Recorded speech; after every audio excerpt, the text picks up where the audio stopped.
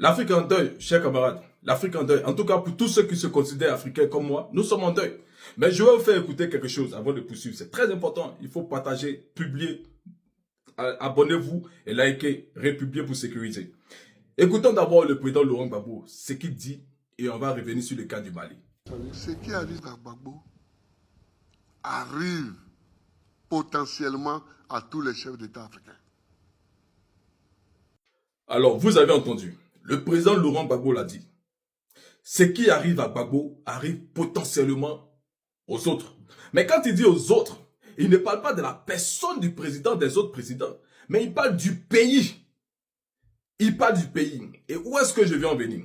Écoutez, en 2002, en Côte d'Ivoire, le ministre Émile Boga Doudou, paix à son âme, il était ministre d'État, ministre de la Défense, pardon, ministre de l'Intérieur. Voilà, il était ministre de l'Intérieur. Mais, quel est le rôle du ministre de l'Intérieur? Je vais lire, allez-y sur Google, hein, allez-y taper, mais je vais lire ça, parce que... Donc, le rôle du ministre de l'Intérieur, c'est-à-dire que c'est quoi? Sécurité et ordre public. En d'autres termes, autorité sur la police et la gendarmerie nationale. Lutte contre la délinquance, le terrorisme et gestion des crises, sécurité civile. Écoutez très bien. Administration territoriale, il dirige les préfets, représentants de l'État dans les régions et départements pour assurer la présence de l'État sur tout le territoire. Vie démocratique, organisation des élections nationales et locales. Délivrance des documents, gestion des cartes d'identité, passeport, permis de conduire et titres de séjour. Immigration et asile, maîtrise des flux migratoires. Ouais, maîtrise des flux migratoires. Droit d'asile et interrogation. Donc, culte, veiller au respect de la laïcité. Donc, quand vous voyez tout ça, et que vous voyez qu'en 2002, de 2002 jusqu'en 2011, ce qui s'est passé, vous comprenez exactement pourquoi est-ce qu'il a fallu qu'on élimine, que la rébellion de Draman élimine le ministre Boga Doudou. Vous comprenez ça? Cette rébellion qu'il a provoquée. Et c'est la même chose qui est en train de se passer aujourd'hui au Mali. C'est ça que le président Laurent Gbagbo dit. Ce qui arrive à Gbagbo arrive potentiellement aux autres. Ce n'est pas la personne, mais c'est le système. Parce que le système, qu'on veut ou pas, le système est toujours implanté au Mali, au Burkina et au Niger. Ils ont encore des entreprises. Ils ont encore des multinationales qu'ils utilisent. Ils ont encore bien d'autres choses qu'ils utilisent. Et il faut le dire, le Mali est un territoire très vaste. Vous savez, quand ça a commencé avec le président Ibrahim Traoré, vous avez vu comment est-ce que toute l'Afrique s'est levée. Toute l'Afrique, tous les Africains, partout dans le monde, même aux États-Unis. Mais vous savez, ils ont reculé. Mais ils ne sont pas partis. Quand l'accès à la porte principale est interdite, mais il faut trouver la fenêtre. Et c'est la fenêtre, il faut passer.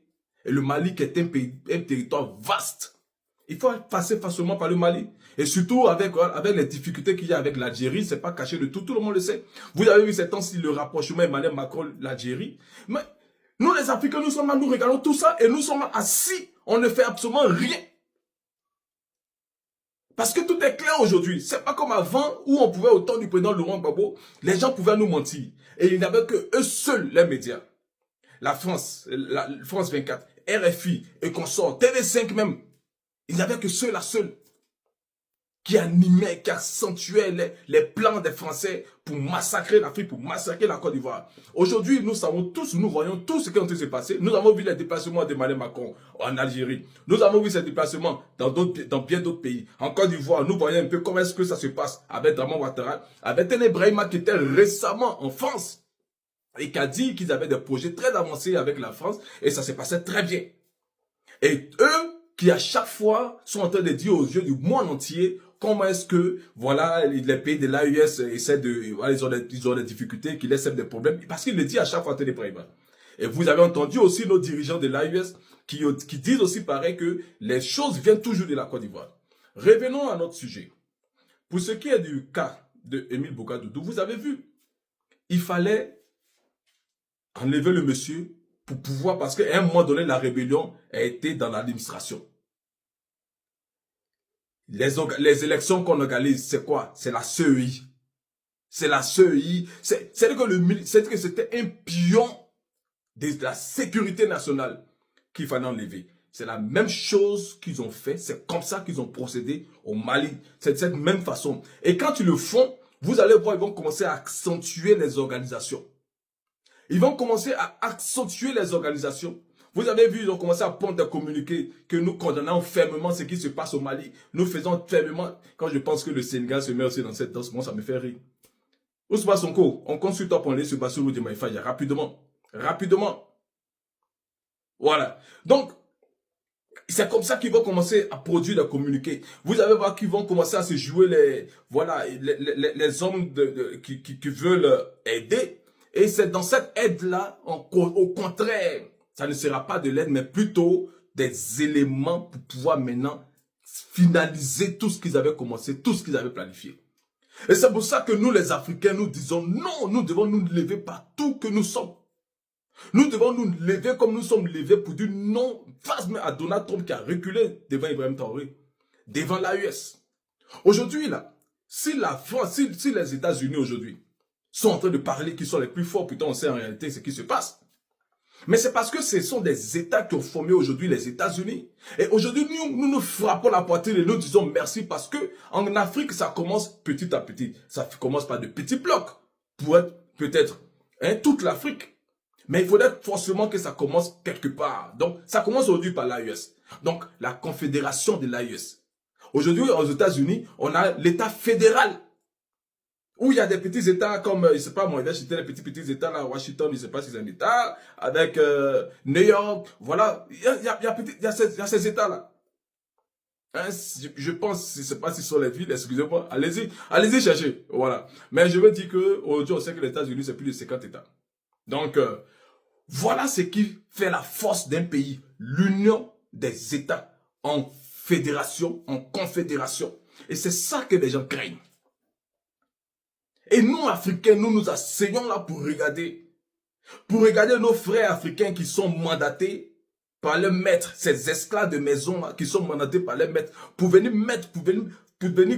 bousiller ce rêve africain qui est en train de naître par l'AES.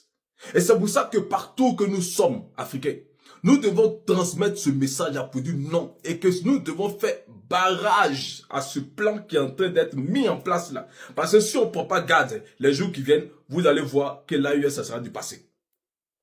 Il faut que nous nous levions. Il faut que nous nous levions. Je demande au président de l'AES. Vous avez vu qu'ils soutiennent la communication, la France 24 et consorts. Nous, on s'en fout de ça. Vous, il faut aussi maximiser sur la communication. Levez-vous, soutenez la communication, il faut soutenir. Parce que le président Ibrahim Traoré l'a dit, il dit ça là, cette bataille, elle est aussi sur le plan de la communication. Il faut soutenir la communication. Il faut informer, il faut informer, il faut informer. Il faut avoir des stratégies de communication. Il faut briser tous les relais chez vous, il faut les faire sortir de l'AES. Il faut les faire sortir carrément.